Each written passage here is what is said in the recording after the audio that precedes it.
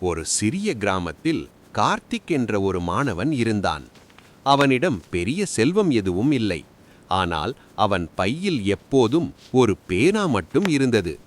அந்த பேனாவை அவன் தன் நண்பன் போல நேசித்தான்.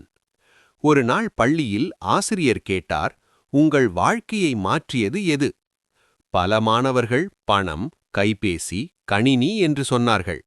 கார்த்திக் அமைதியாக எழுந்து தனது பேனாவை உயர்த்தி, இந்த பேனா என்றான். அவன் பேனாவால் தான் எழுத்துக்களைக் கற்றான்.